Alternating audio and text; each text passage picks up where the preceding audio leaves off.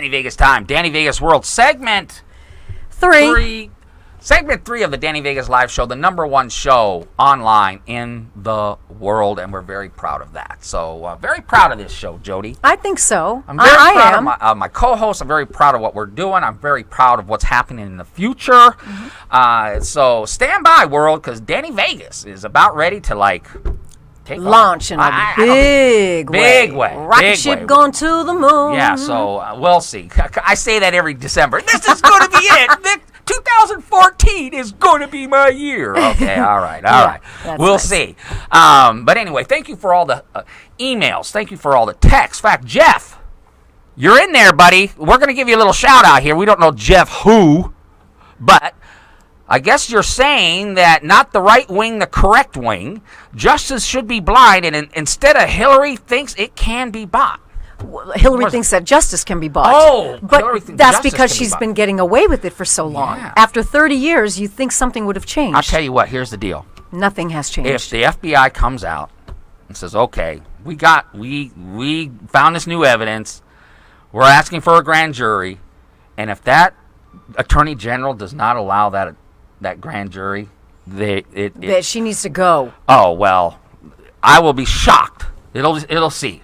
Now, again, I'm not so much of a fervor to try to hang Hillary Clinton. I'm just saying it like it is. I think when you're in the public sector and you kind of dominate a world for that many years, you're gonna do some underhanded stuff. So, anyway, like I was thinking on the way here, how a B-rated lawyer gets into politics and 30 years later she's worth $200 million. She doesn't even have the authority or the permission or anything to even practice law anymore. Well, I'm just saying if you did what she did, you'd be in jail until the hearing. I don't know all about that. I don't know all about that. She's not above the law. I don't know all about that. I'm just saying, not above the law. She may be at this point in time. There's so much evidence, maybe, but she may be big enough to jail. Remember, because we always used to make the joke, she's just too big to jail.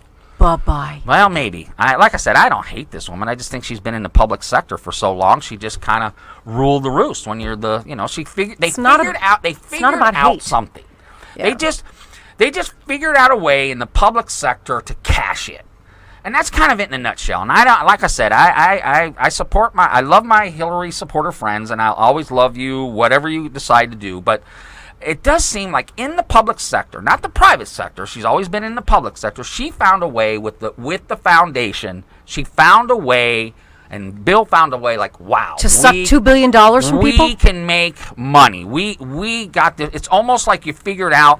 Wow, if we put these tires on a certain car, we can sell the crap out of them. Okay, they just found a pathway to make a lot of money through the public sector. So, illegally or not, maybe it started out not legal, but then it kind of morphed into other things. I don't know. We'll find out.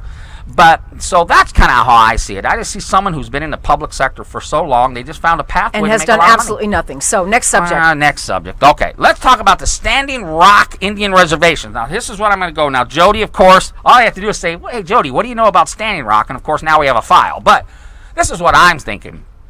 Most people, I'm going to tell you right now, you've never been to an Indian reservation, okay? Never been to one, okay? We're not talking the ones that are 2 blocks long with a casino in the middle of them, right. Okay? I'm talking about an Indian reservation that are bigger than states. Up in the upper plains, North Dakota, Nebraska, South Dakota, there are Indian reservations that are bigger than states, okay? They are huge. And let me tell you something. You want to take a tour of a third world country? You want to take a tour of a people that are so dependent on the government that they can't literally live without some type of government assistance? You want to go see a third world country? You want to see poverty? Go down to Pine Ridge Indian Reservation in South Dakota. Go to Standing Rock, okay?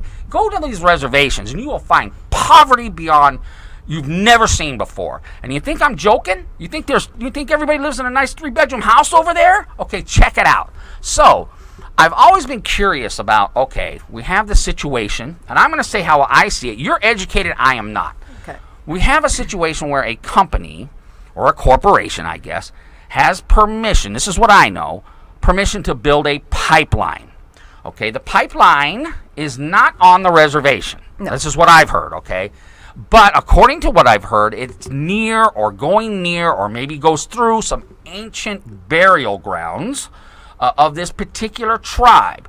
Now, I know most of you people don't know a Lakota Sioux from a Cheyenne, from a Flathead. You don't know what tribe. You have no clue. Okay, they're just Indians to you.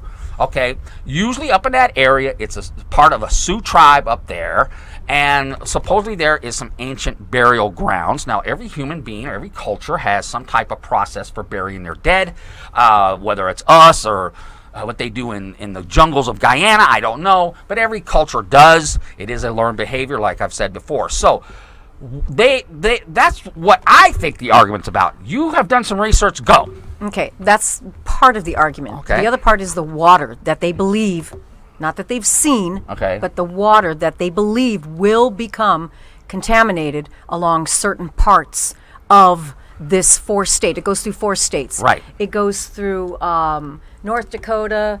Well, I have heard that it is near the Missouri River, which is a major river in the United States. It goes through 4 states down through Illinois. Right. I think Illinois is the last part of it. Right, okay. Okay, so I'm not buying that whole protest thing. Because here's something that came out 2 days ago. Okay. CNN, so it's not some fly-by-night news organization. Right. Except they well, it's the Clinton News Network. I understand. Well, yeah, well, good luck to them. Anyway, this pipeline is $3.7 billion is what they're going to be paying for it. Okay. It's creating 8,000 to 12,000 jobs. Okay. It's going to create $156 million in taxes and everything the first year. Right. The second year, it's going to, and every year after, it will create $55 million. You're talking about poverty and being poor. $55 million a year just in tax revenue, not to mention all the jobs it's going to create. Keep in mind that a federal court just awarded 500 different Indian tribes $400 and some million to be dispersed. They've been in court for years and years, probably 100 years, I think. I don't know. It's a ridiculously long time for these people to get this money. When they were having the meetings, Standing Rock tribe, the Standing Rock Sioux, when they were having these meetings in North Dakota, nobody came. They said, we're going to build this big-ass pipeline. We're going to transport it through 4 states. We're going to go, this is how we're going to do it, meeting after meeting after meeting. Nobody came. Most likely because it wasn't on the reservation, right? Could be. Right. Now they've got people that are flying in from Japan, Russia, Siberia, Europe, Africa, people that don't live here, have never lived on a reservation before in their lives, have no clue what's going on, and in the year, this thing is 95% built, in the year that they've been building this, there's been maybe 1,000 protesters who are now probably going to want to stay there through these winter months. These people from Arizona. Wait, you live in Arizona, Georgia, South Carolina? You're going to die. It's that simple. You're not going to survive out there. It's cold out there. So, number one. The Standing Rock Sioux, according to this article from CNN, do not want the protesters there. They said, look, we understand that you don't like this, but get off our land. We don't basically want to. Full Bear is the name. He said, I've had it with the protesters. And he is the district chairman of Cannonball, the town that runs the estimated population of 840. Yeah. That's right in that area right there. Okay? He says that more than 2 years ago, when members of the Standing Rock Sioux tribe could have attended hearings to make their concerns known, not just meetings. These were hearings to make... That's probably part of the process. They didn't care. Now suddenly the crowds are out of control, and he fears that it's just a matter of time before someone gets seriously hurt. So then they're protesting against some sort of maybe problem with contamination with water, maybe. You're going to tell me that this huge organization that's spending $38.7 billion is not going to do some sort of engineering test or some sort of test that's going to say, okay, let's make sure that we're 20 miles this way instead of just 15. I just don't see that, number one. Number two, if you're so that concerned about the environment, why would you burn thousands of tires in the middle of the street to prevent traffic going through?